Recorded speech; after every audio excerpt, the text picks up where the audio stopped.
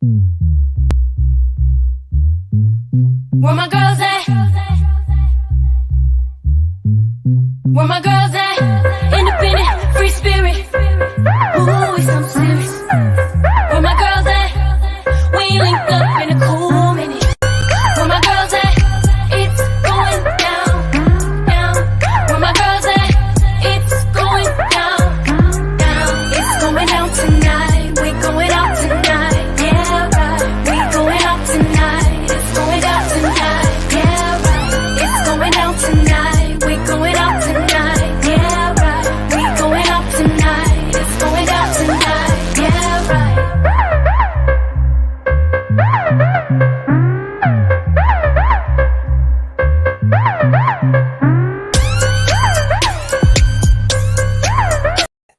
It's going down, down. Where my girls at? It's going down. That song has never, ever been as appropriate as it is today. Okay, where my girls at? It's me. Today, it's me. I'm so excited. My name is Gloria Mayfield Banks. I'm the host today for The Force of Friendship on We Got Issues. Thank you, Jalen. Thank you so much. Thank you. I'm so excited to be here. We are calling in from 9:10 a.m. the Superstation WFDF out of Detroit. But we are internationally, world renowned listening to We Got Issues. Why? Because we got issues. Oh my gosh, when I tell you we got issues.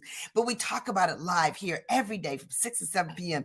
Eastern Standard Time. And I'm so glad that you clued in today because our topic is thriving, a modern day thriving after divorce. And when I tell you this story, and when you lean in, you're going to have a lot to say. So the first thing I'm going to do right off the bat is I'm going to invite all of you to call in. Write the number down. Be ready with your story. Be ready with your question.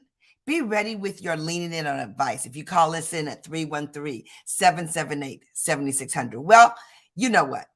I know you guys have been following us for a second, and I know you know there's always more than one. There's 4 of us in the force. Okay, let's go down. Now, Chris had something she had to do, which was a trip. Sabrina has a fundraiser trip. Katrina had a very important family trip. And here's Gloria. Now, I've been the one traveling the last 59 days. I think there's a conspiracy to have me on here by myself. I'm not completely sure. But when I tell you, I'm so glad to be here with you guys today because it is exciting. I'm going to miss them. I'm going to miss their messiness, their classiness, their bossiness, their techiness, all of that's going to be. But Dorothy's here. Behind the scenes, Jalen's there in front of the scenes on the radio, and we have a special guest. I'm so excited for you guys to meet our guest. But before we do, let's just say this, okay? Liz Truss. She left the prime minister's position after 6 weeks. I could not believe it, but I could. I mean, she stepped into a very, very, who would want that?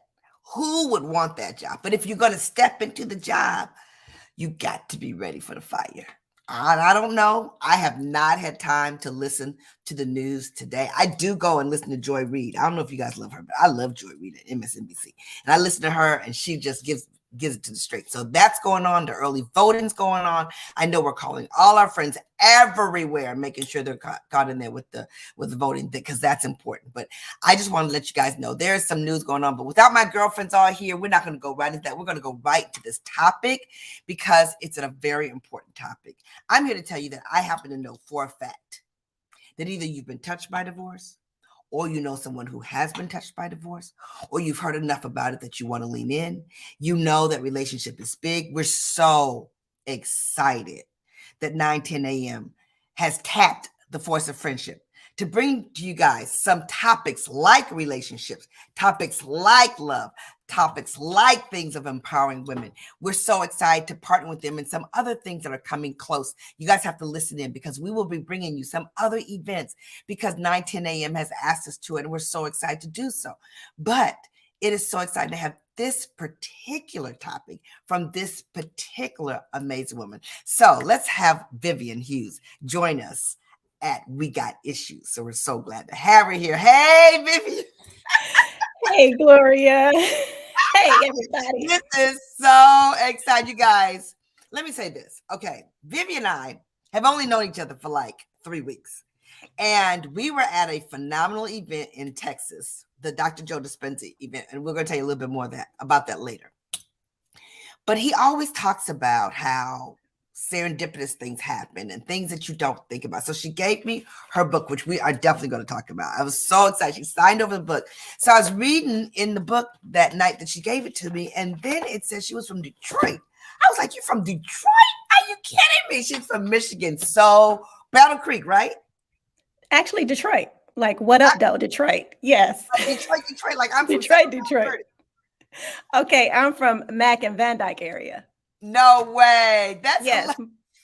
Yes. That is so crazy. So we're from the same city. Yeah. Met in Texas at a meditation event.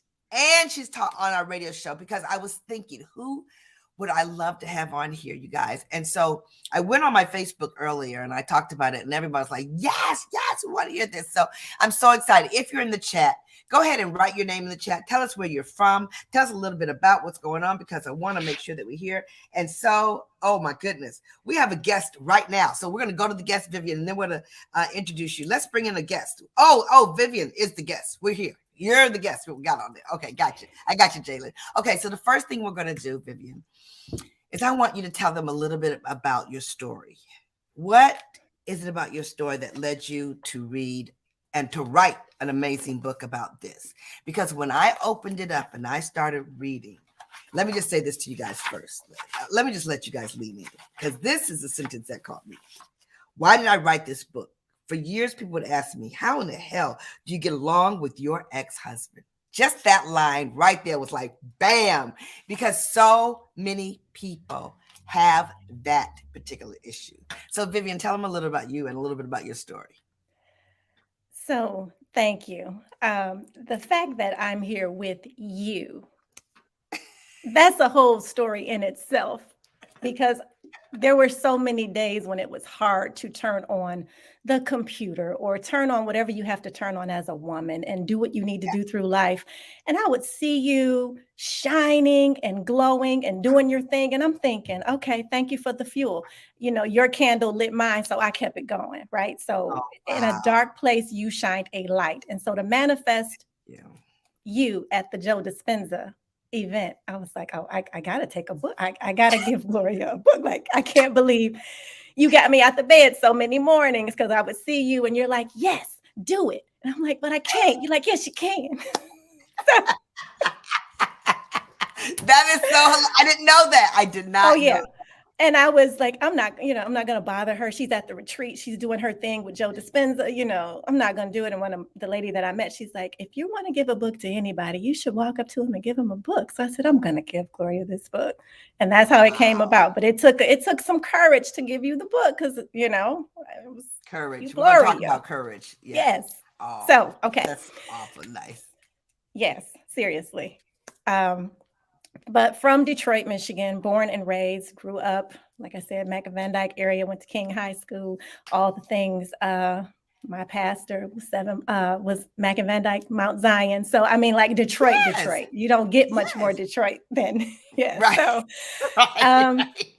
did all the things, went to school, got married, had kids, and in the book I put, when you think you do everything right, you wonder why things don't work out. So for a long time, I wore the badge of, but I did everything right. Right. So where did you go to school? Did you stay in Detroit, in Michigan? Oakland University. Oakland. Okay, great. Mm-hmm. Excellent. In Oakland, Michigan. Yes. In Michigan. Yep. I went to Oakland. Awesome. Yep. Yeah. Pledged. I'm a Delta. So yes. Yes. Yeah. They want to hear all of that. They want to hear all of that. Yep. Pledged, did all the things. And then Detroit, I worked for Chrysler for, close to 10 years, walked in the door at the age of 20. My 21st birthday was the next week. So I was working on the engine line, building V6 and V8 engines.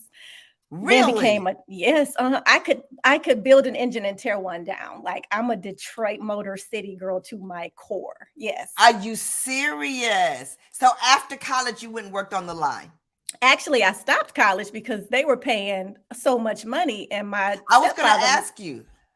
yeah, my stepfather was like, "I'm not getting you a job in here until you graduate." And I'm like, "But you can't stop. You got to do it." So I convinced him to get me a job at Chrysler. So I got my bachelor's degree for my 40th birthday.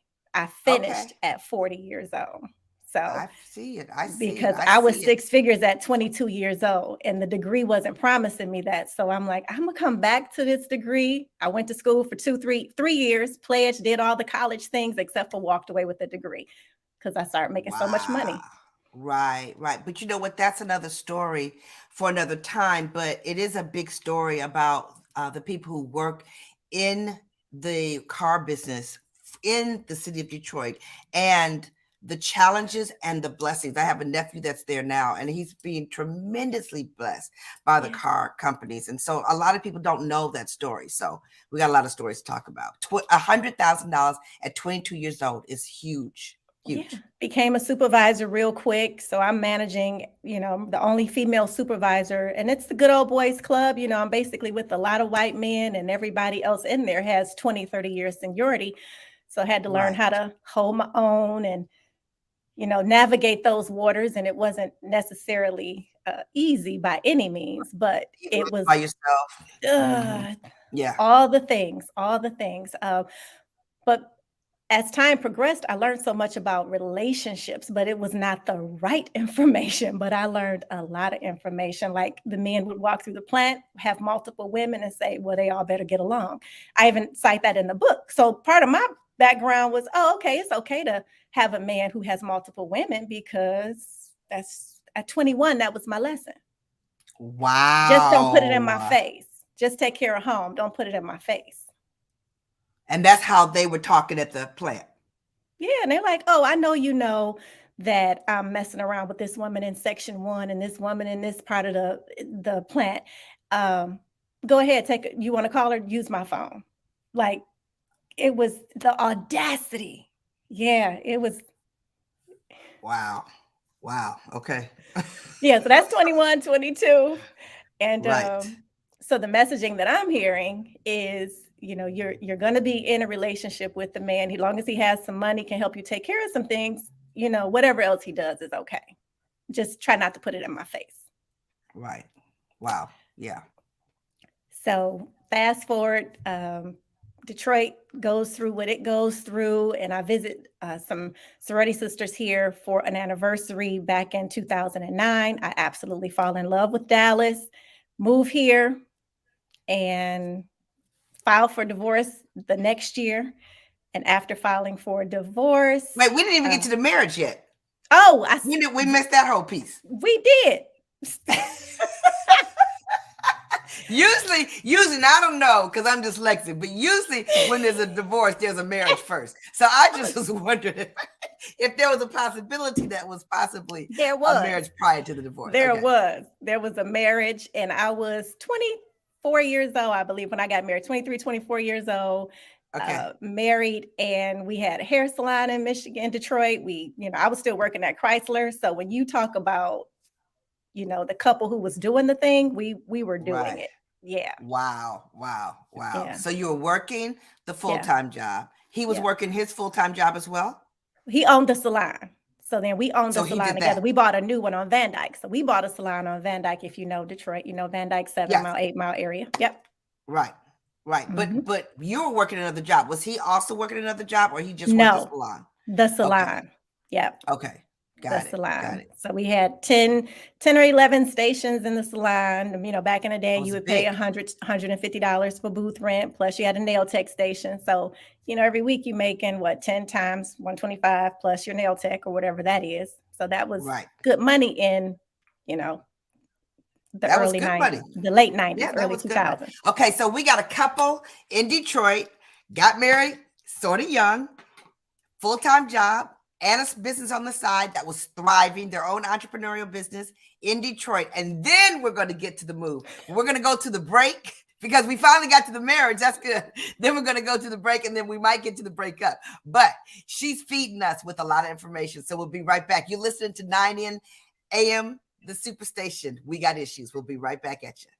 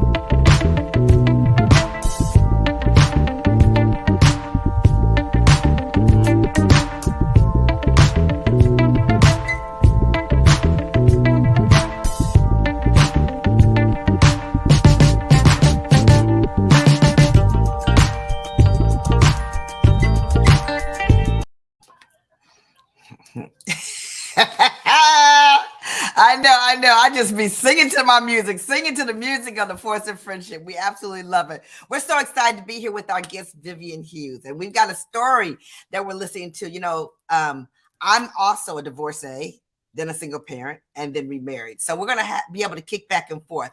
But we were just leaving the fact that she had a big salon in Detroit and you fell in love with Dallas. So tell us a little bit more. Did you have the children in Michigan or in Dallas? Yes. So the children were all born in Michigan. And Okay. yep. So born, but they were middle school, elementary school when we moved. So Mm-hmm. they were fairly young. There's so many things that as a mother you have to consider. It's like, okay, if I stay, then these are the pros and cons. If I move, these are the pros and cons. And it's hard to come up with the answer that you feel like will just be 100% the right answer. Correct. So Correct. we did. We moved to Dallas. And then a year after I moved, and then so I was here for about 2 months, got situated, then moved the kids here. And then about a year later, their father moved. And he Okay. moved within proximity because, I mean, Well, were you his guys married fam- when you moved to Dallas? No, we were divorced. Oh, you got divorced in Detroit. Divorced in Detroit. Okay, so I moved. I'm filing divorce. He's still in Michigan. We're That's divorced. interesting because you could take the kids. Mhm.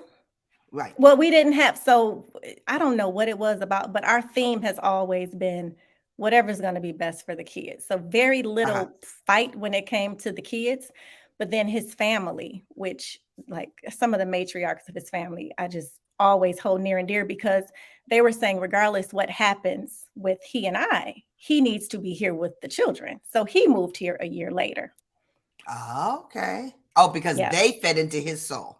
That's where Oh, he yeah. needed to They be. fed into the family. They're like legacy. Hey, what are we doing for these kids? You know, Wow. So you guys had to close down your business. the business had closed a few years prior. So Okay. things went, Detroit took a hit with a lot of different areas when the economy tanked. So Chrysler wasn't Right. doing its thing anymore. I was selling real estate. And then that wasn't as lucrative as it was, or I wasn't able to pull the lever in the right areas at the time. Okay. So Okay. yeah, Detroit just wasn't a thing for me anymore. For me, I was ready to go. So when I Yeah. visited Dallas and could see that there was something else outside of what I was accustomed to, I Right. left as soon as I could. Right. Right. Yeah. Right. And then he was looking for a fresh start. So he's like, okay, I'm going to. Did he know people in Dallas? Nope. Wow. Nope, he did not. Wow. But the Okay. commitment to the children, he's like, Right. the salon wasn't doing anything anymore. It was really like, okay, what am I staying Yeah. for? So I it wasn't a totally big challenge. remember when Detroit took a big hit. That's why Mhm. I was so glad that we didn't lose the car companies and that we didn't lose, because we would have lost the city. I mean, we would have lost one of the major cities. So it's so beautiful and thriving now. Okay, but go ahead with your story, because I'm like, okay, so a year later he comes down. Yeah, a year later he comes down and we go through the period where, we basically hate each other's guts for the most part. Like it's not getting along. So it was funny when we were at the event and Dr. Joe used the analogy like, yep, you go from like looking for a hitman and all this stuff. And it was a joke like, till Yeah. to get into the I place mean, the where, women that are listening and the men that are listening to We Got Issues, if they've been through a divorce situation, there's a lot of times, I can't say all the times, but a lot of times there are those seasons when you can't really believe that you went through that cycle of I love you so much to I really can't stand you at all. It's just a yeah, major cycle. Yeah. yep. And the level, like I can't even really tap into the level of dislike that we had for each other today. It feels foreign. Mm-hmm. After going through the healing Mm, process, but I'm not going to skip all that. I'm stay here. But just to even in writing the book, I've started to remember some things that I forgot because there was so much pain and things that you suppress. So I was right. working with a writer who was helping me get the thoughts out, and she's like, "Okay, well, tell me about this." And when I started to talk about it, it was cathartic because now I'm breaking down, I'm crying, and hair is falling out because I'm reliving. You know, we had so much. Like I forgot about all the things we had because I needed to get to the next phase of my life. So I blocked out Right. how wonderful things were. Wow, girl. If I had hair like yours and I started losing it, I would really be upset. So when I bald spots the size of silver dollars. I don't know if the audience is old enough to know what a silver dollar. You remember silver dollars? Those big, Oh they're a yeah. little bigger than a quarter. Absolutely. Yeah, I had Absolutely. two. Absolutely.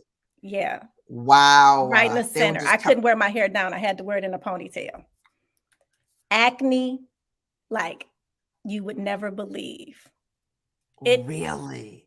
Oh, it was not good. I looked back and found a couple of pictures from back then and never would have made it. Right. Right. Right. I have to say this because you're locking into the sad part of stress. And I Mhm. think I like to say it so often so that people, number one, are very aware of it because you can't do anything unless you acknowledge it. But stress is a very, very, very, very, very damaging emotion. And it is an emotion that comes for a lot of different reasons. And yours showed up in acne on your skin and on your hair. And we just all have to hold hands as women and understand that stress is real and that we have to help each other through it so that we don't have to endure so much of it. Okay, so tell us about your transition because the transition from can't stand him to getting along well with him. What would you like to say about that? So I could no longer live with that much disdain. I was tired of being tired. I Mm, was fed okay. up with feeling frustrated. It wasn't working for me. And I got to the Was it a place where moment that happened? Was it a moment that happened or you woke up over time? it was over time. I feel like it was gradual over time. I would see different thought leaders post something, and it would be a aha moment for me. Like when I first moved to Dallas, I was at TD Jakes Church every time they opened the door. So I Wow. just needed to keep being fed. It was that one, and it was a couple of other churches that I went to with some people who I met when I moved here, because Yes. I needed to be there every Sunday, twice on Sundays, once on Wednesday, because I needed so much Right. fueling. Right. The sadness was just intense. But one day somebody posted something on, it was The Code of Extraordinary Mind, an author, Vishen Lakhiani. So I purchased his book, and he was talking about, how you can tap into a new level of belief, how you can believe for something different. So can you let go of everything that happened and believe for better? And it was a foreign concept, but he was like my gateway drug. And then I tapped into a few other people, and then tapped into Joe Dispenza, where all these teachings it was little by little. My goal was, I'm going to bed at night, I'm praying, I want relief. I need some relief. I just don't want to be mad anymore. I don't want to keep trying to self-medicate with dating or drinking or hanging out, or how you just put makeup on top of the acne. I wanted the acne to be gone. I wanted to really heal on a cellular level. Right. So that's a whole nother talk show. That's a very interesting thing to say. I want to be healed on a cellular level. But I want to tap into something that you said that I thought was really amazing. Is that I went to bed wanting to release. And, it's so interesting how you put that, because I remember, I never wanted to I always knew the anger was uncomfortable. I didn't like handling the anger, and I didn't like being somebody that I wasn't. I was a happy, joyful, laughing at everything. I don't like being mad. I don't like answering my phone. Answering my phone and seeing that there's someone on it that I don't like. I didn't like dodging the answers or the questions or what are you doing or what do they do?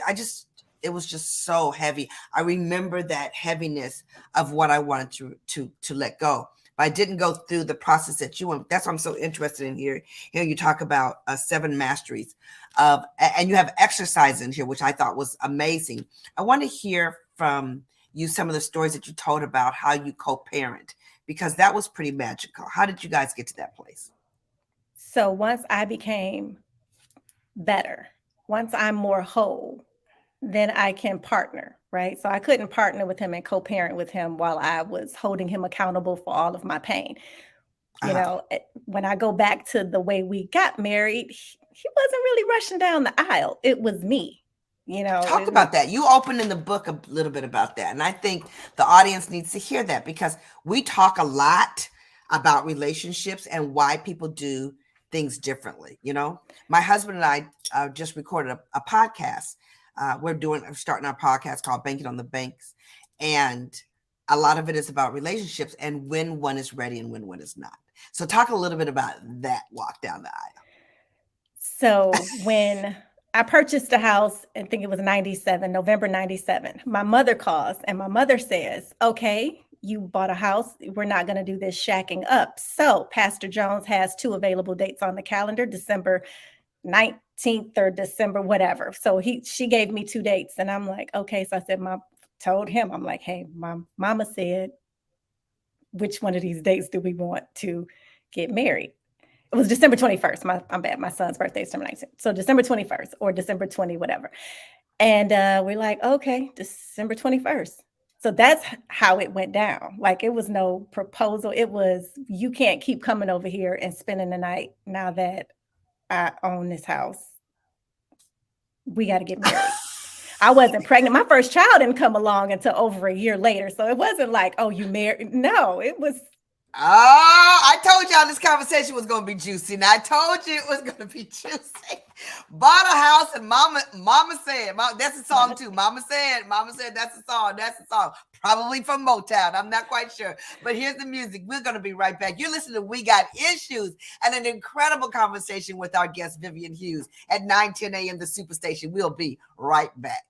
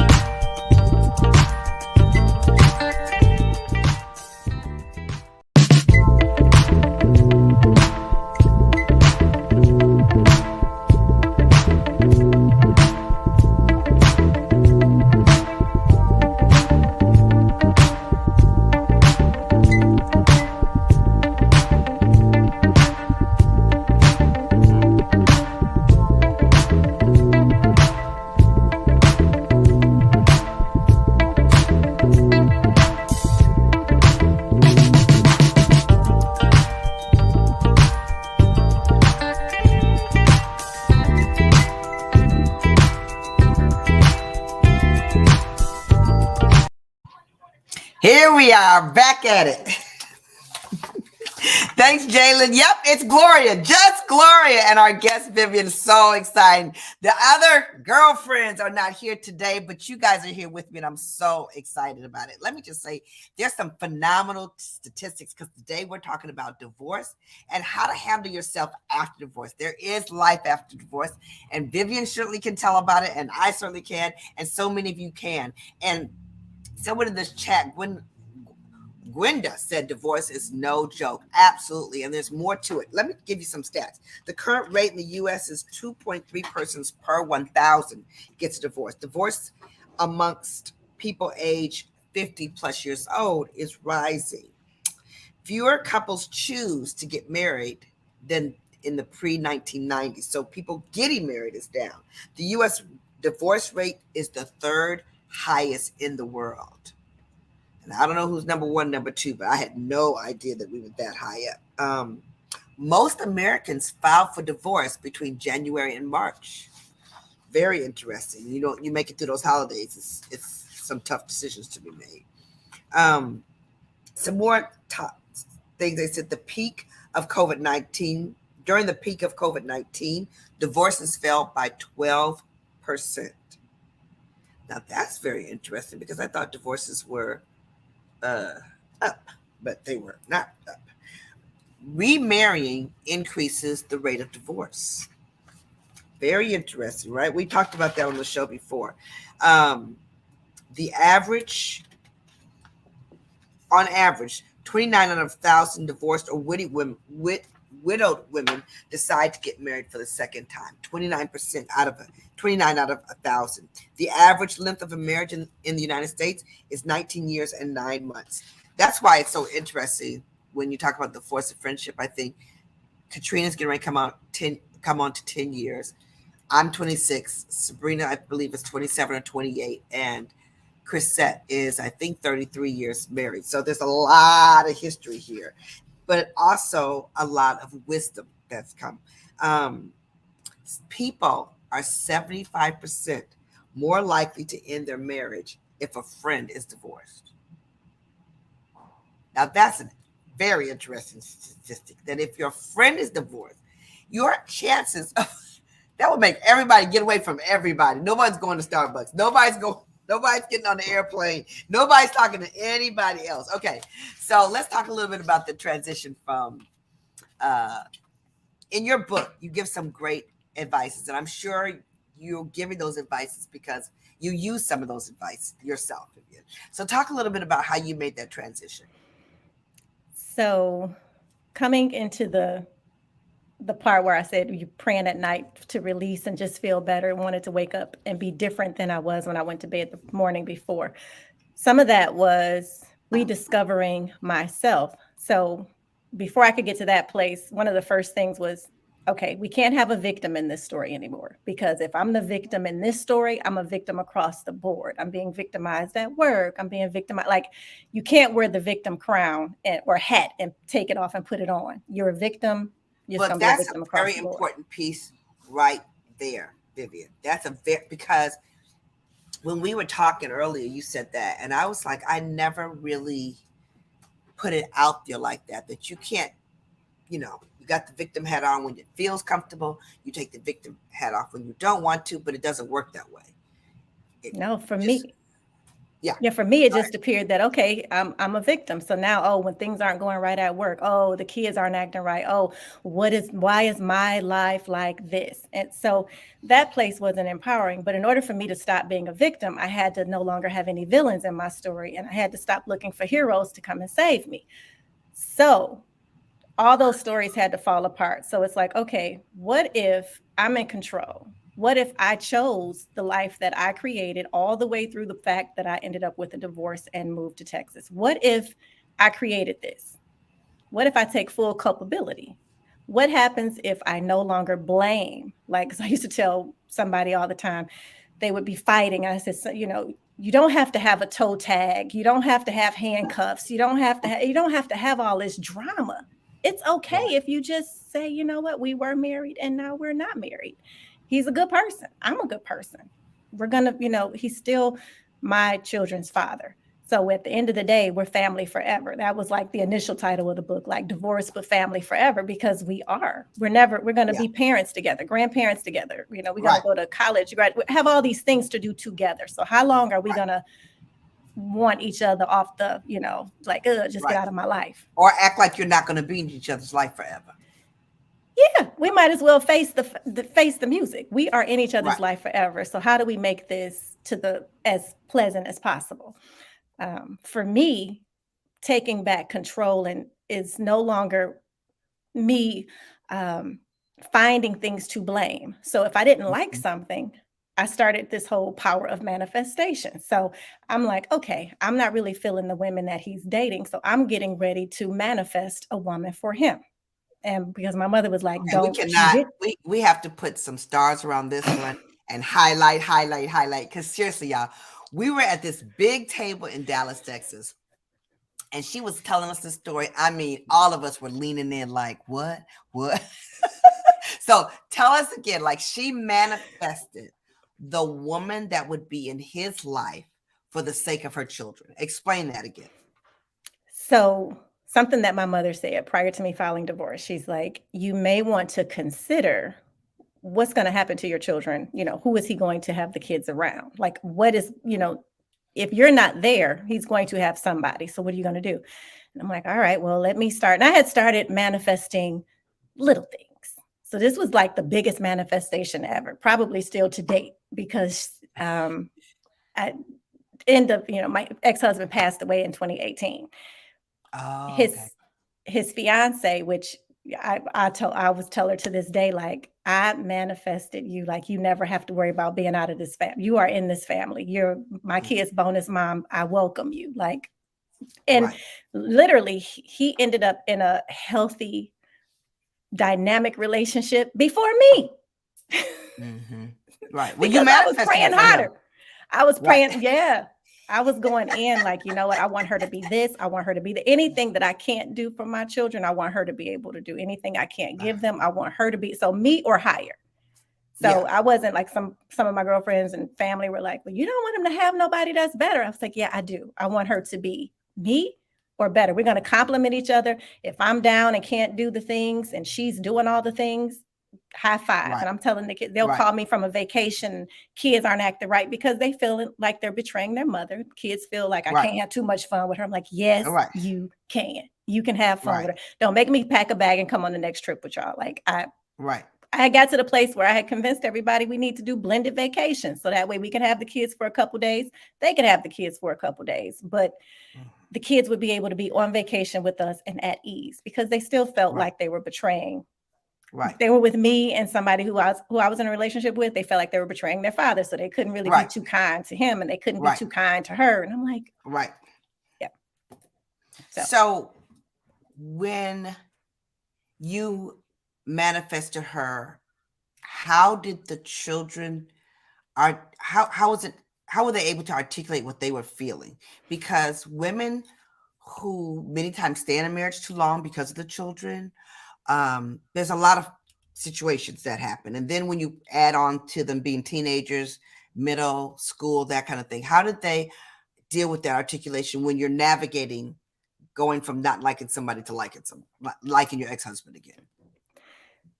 So first, everybody's looking out for themselves, even the children. So, everybody is trying to preserve their spot. They even actually the kids wrote a little passage in the book as well. I asked all of them to contribute to the book and tell it from their perspective. If a parent needs to understand what their child is thinking, share your story so that that parent can understand from a child's perspective what their kid might need at that time. Or if a kid reads it, let them be able to see, oh, okay, it's legitimate for me to feel this way, or it's okay because somebody else has felt this. But the kids just went through the process. I don't even remember when everything got okay. It was progressive. Nothing was like you Okay. wake up one day and everything was good. It was just not as Right. bad as it was the day before. Right. know. Excellent. Okay, so before we go to break and Jalen plays Okay. that music, tell them a little bit about your book because we're gonna come back and talk about this. It's All Me. Tell them a little bit about that. So yeah, and It's All Me is to take responsibility back. So it's all you, it's all me. Everything that we are going to be, do, or have is in our own hands. It's not up to anybody else. So the whole purpose of the book was to bring the culpability, the responsibility, and command, to put you back in command. So once you step into this space of creator, and a lot of women would say, like, well, I don't even know what I'm good at. I don't even know what I like. My life became his life. All I do is, do what I need to do for the family. So I have exercises in the book, one for you to release and surrender. So you write down all the stuff you want to release, and surrender and forgive. There's another exercise where you write down the things you're good at. What makes you special? Like, what are you good at? Can you prepare dinner for a large party? Do you clean a home well? Are you good with Excel? Are you good at bookkeeping? Are you a great speaker? Like, what makes you phenomenal? Okay, you guys, you just, even in those two examples of the exercises, this is either something for you or a gift for someone. We're going to come back and talk about it. It's on Amazon for sure. But bottom line, can you imagine helping someone move from anger to happiness with the exact same person? We're going to get there because we're talking about divorce on We Got Issues with the Force of Friendship, and our guest, Vivian Hughes, at 9:10 a.m. The Superstation will be right back.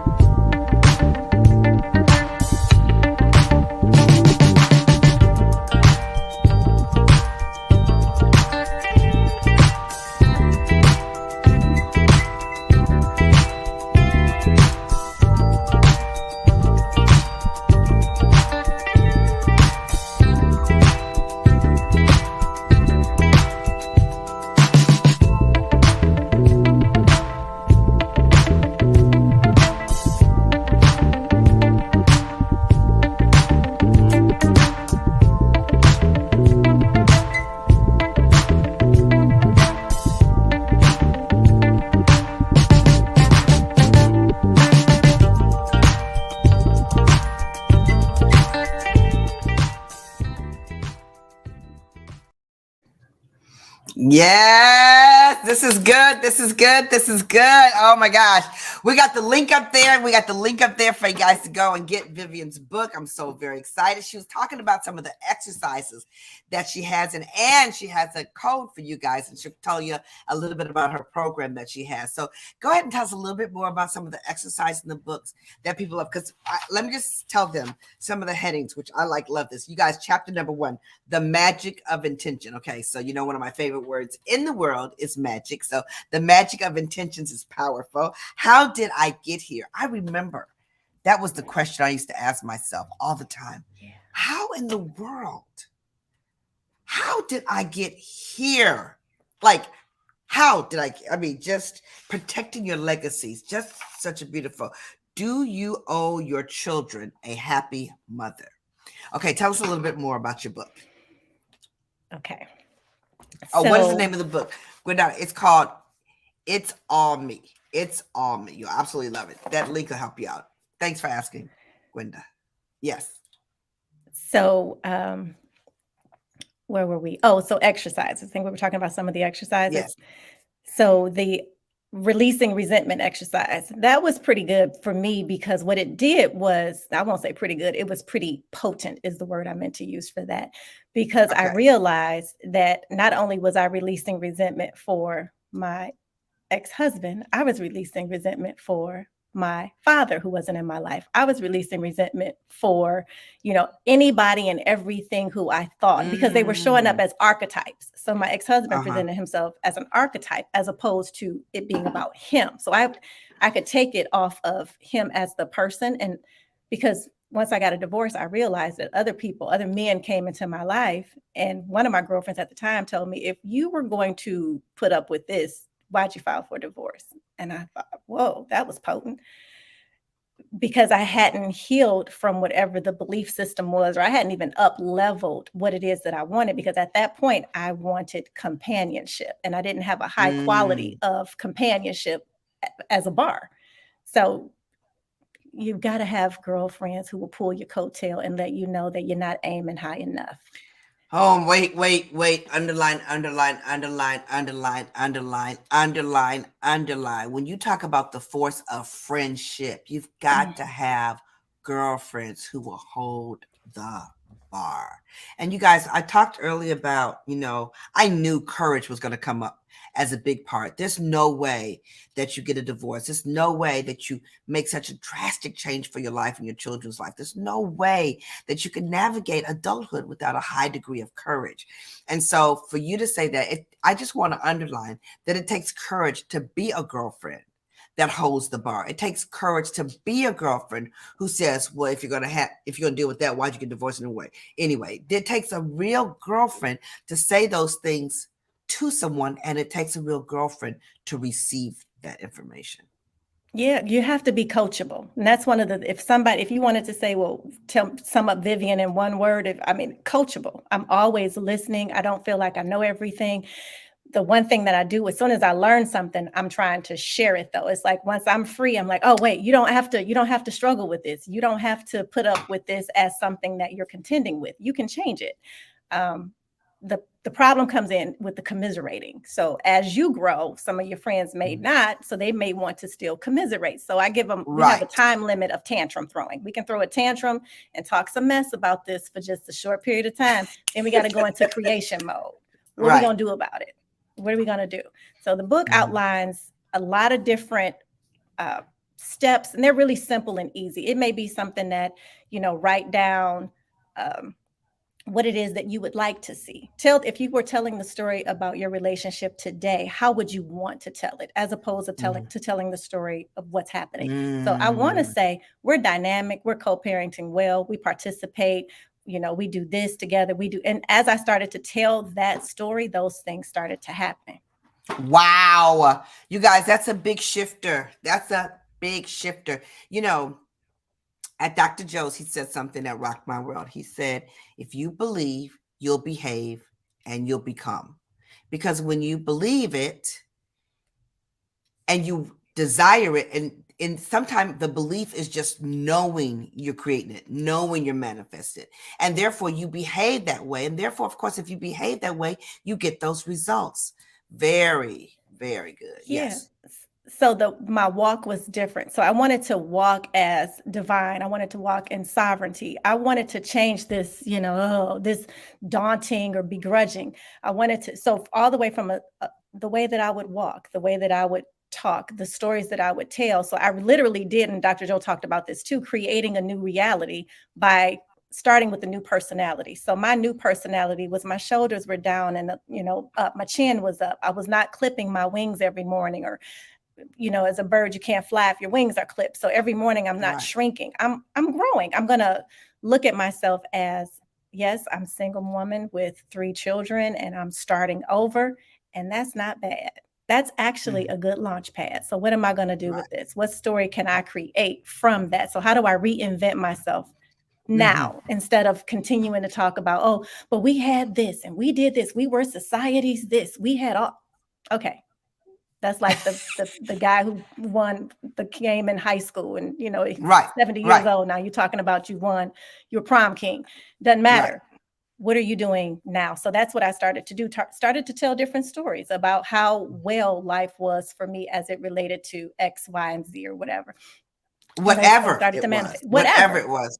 Yes. Whatever. Okay. Tell them about your program, because I don't want to run out of time, because I really want them to Okay. know a little bit about that program that you have.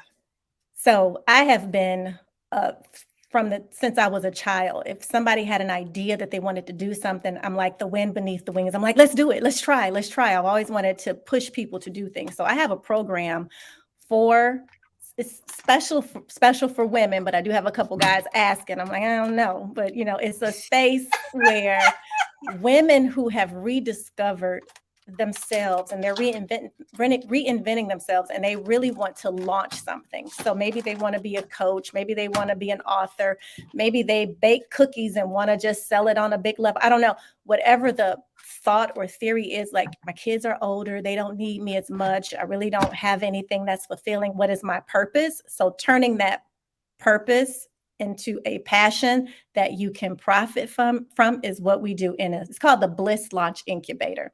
And it's a 60-day program. But in this program, you have access to me for the full year when you join. And we walk you through ideation all the way through launching, getting your first customer, all the resources that you would need to file your corporation papers, get your tax ID number, anything that's the nuts and bolts of getting the fundamentals together, the stuff that the creative people really don't like to do. You just get out there like, hey, I got a new social media page and I am this. Well, do you have insurance? Okay. Right. Yeah. Right. So Exactly. we do all that, and it's called the Bliss Launch Incubator. And in that space, I just kind of hold your hand and make sure we're creating all of your content based on you. You're not going to create content like the forced friendship, because that's their flow. What is your flow? Right. So I help you figure out who you are and what you like, and take you through a bunch of different quizzes and assessments so that you can identify for yourself how you want to show up in your business.